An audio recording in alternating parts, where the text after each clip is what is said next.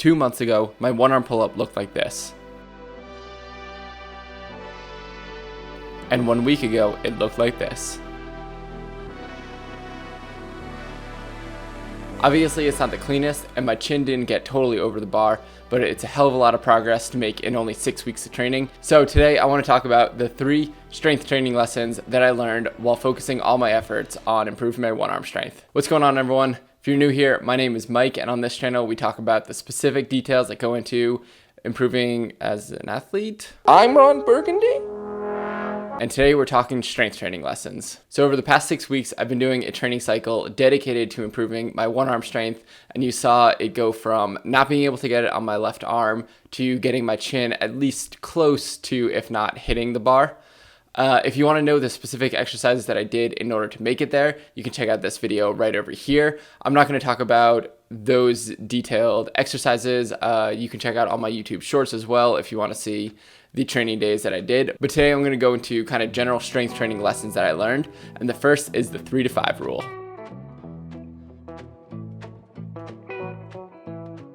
The 3 to 5 rule is doing 3 to 5 sets of 3 to 5 reps with 3 to 5 minutes rest in between each set. So the idea behind strength training is trying to improve your maximum strength. More commonly, this is trying to improve your 1 rep max, your 3 rep max, or your 5 rep max. And because you're working your max strength, you have to be putting in a high effort. So the training volume for these reps should be basically roughly between 70 and 90% of your max effort. So taking a look at those 3 to 5 reps that you're going to be doing within each set, those should be at very high efforts. Because you're working at such high efforts, you really shouldn't be able to do much more than 5 reps to begin with. But you also don't want to be training to failure on every single one of these sets. To repeat the 3 to 5 rule, it's 3 to 5 sets of 3 to 5 reps with 3 to 5 minutes rest in between each set. If this looks familiar, I learned later that there's this concept that this guy named Dr. Andy Galpin came up with called the 3 by 5 concept. Basically, it's the same things, but he added on doing 3 to 5 exercises 3 to 5 times a week. And this is sort of used for a more general, like, total body strength training regime. I didn't do 3 to 5 exercises, and I only did this twice a week. Again, I'm really focused just on just the one arm pull up as part of this training cycle. So if you're looking for something that's a little more general, definitely check out the interview that he did on the Huberman Lab where he talks about the 3 by 5 concept. It's really good for just general training. But with the 3 to 5 rule, there is one caveat to it, and I will get to that at the end of this section. For me personally, during the one arm pull up training, I got the most out of doing assisted one arm pull-ups with a pulley. So I weigh 160 pounds. Using the pulley system, I usually had 20 to 30 pounds attached to the other end. So I was roughly pulling 81 to 87% of my goal 1 rep max. So it's really close to the target range that we want to fall in. Like I said, we want to be within the 70 to 90. So I was definitely in the later half of that, the 80 to 90%, but I felt tremendous improvements just by doing this for only a couple weeks. And easily the best workout that I did was I had a 5 by 5 workout with minus 25 pounds attached, which is 85% of my goal 1 RM. And that's definitely a little high for a 5 by 5, but it was awesome to be able to put in that effort and see the progress throughout the weeks. So like I just said, 85% was definitely a little high for 5 reps. So what should you be aiming for 3 reps, 4 reps, or 5 reps? Well, so the general rule that I typically use is if you're working within the 70 to 80% range, aim for 5 reps. If you're within 80 to 85%, aim for 4 reps. And if you're within 85 to 90%, aim for 3 reps. Obviously, this is a very general rule. So as you increase, you're going to be increasing these percentages as well. So you might be actually doing 85 to 90% at 4 reps, or you might be doing 85% at 5 reps, or et cetera, et cetera. It kind of is just going to fluctuate with your training cycle. But the caveat to this is that it takes a long time. I mean, if you think about taking between 3 to 5 minutes rest in between. If you're doing a 5 by 5 with 3 minutes rest in between, that's 12 minutes of resting just there. And what I learned personally with the one arm pull up is everything takes so much longer.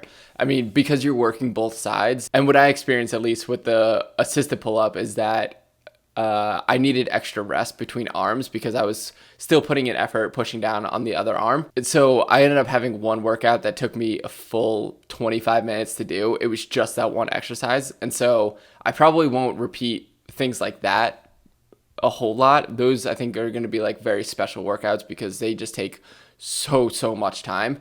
But this is a thing to consider, is if you are properly training strength, you need to dedicate a lot of time to it just because you're putting in such high effort. The second lesson that I learned here is that deload weeks are essential. So a deload week is just a week of time where you just decrease all of your percentages. You do the same sort of exercises, same protocol and training that you normally would, but you just drastically reduce all the percentages to let your body catch up and sort of recover better. These are super important, especially when you're following a specific training plan, because training plans kind of work in like a bell curve where they go really hard, high effort for a while, and then you need to recover, and so you take like sort of a deload before you can kind of increase that effort again. When you're working out, what you're doing is literally breaking down your muscles so that your body can rebuild them and be like, oh, I actually need more muscle fibers here, or these muscle fibers need to be thicker here. Let's send more resources over there. So by breaking down your muscles, you're actually making them stronger in the rest time, not in the working time. So if you're continuously training and you're pushing your body over a couple weeks, you need to give it a week every once in a while to just like reduce the load, still work the same exercise, but let your body catch up to the progress that it's making. So you still want to be working the movements because you still want blood flowing to those muscles. You still want to be breaking them down a little bit, but you want to just like reduce everything drastically. You definitely don't want to go to failure. I love using percentages, so I just kind of drop everything by like 20 to 30%. Drop everything, I mean drop the working weight. So if I'm doing the one arm pull up at minus 25 pounds, I might do the same one arm pull up workout, but like minus 40 pounds instead. So you should try and plan out your deload weeks if you can. I realize that it's not always possible to know when you're going to be sort of like peaking so that you can come down, unless of course you're working with a coach. But a good rule to follow is if you feel like you are really sluggish, you probably need a deload week. If you're doing the same exercises and you're feeling progress week over week, or you're feeling better week over week, and then there's just like a sudden turn and you're just like, oh my God, why does gravity feel like it's like 10 times heavier today than normal? That's a clear sign that you need to take a deload week. And so that's when I would probably cut the workout short, and then I would just take some extra rest.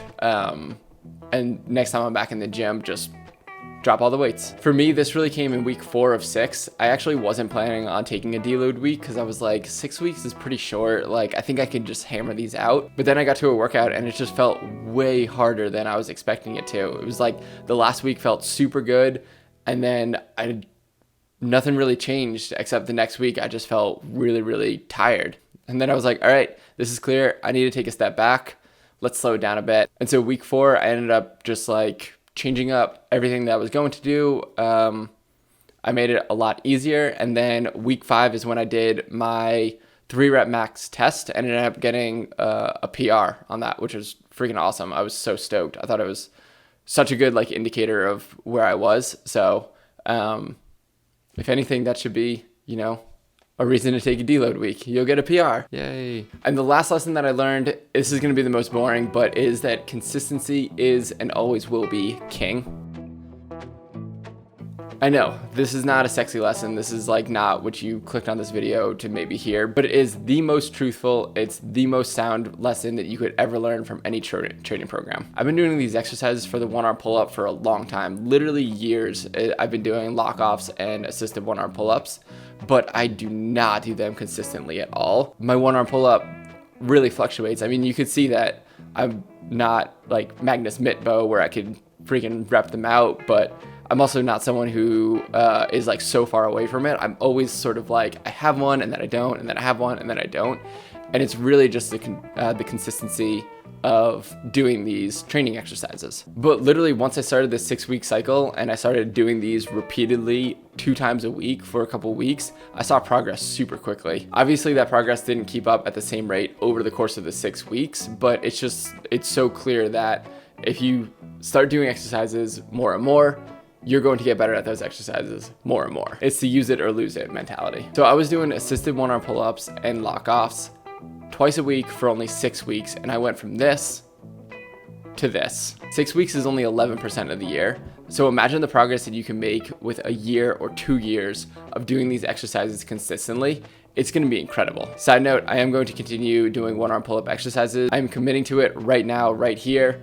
I'm definitely going to dial back the amount that I do. I'm just going to do once a week of training, but I am going to continue these because I want to know how much I can improve it over the course of a year. To bring up another quote, there's a quote by Bill Gates that goes, "People overestimate what they can do in a year and underestimate what they can do in 10. And I think the fitness version of this is people overestimate what they can do in a month and underestimate what they can do in a year. I say this because you see so many people following these like 30-day challenges, or, you know, they're trying to get abs by the time that they go on vacation, which is like in a month and a half away, and they go really, really hard for a short amount of time, and then they fall off the wagon. They like just sputter out and get distracted, or they just, you know, stop going to the gym. They stop caring as much because, you know, they're not going to the beach, or they lost the motivation, whatever it is. But if you look at the changes of anyone who has gone to a gym for a full year consistently,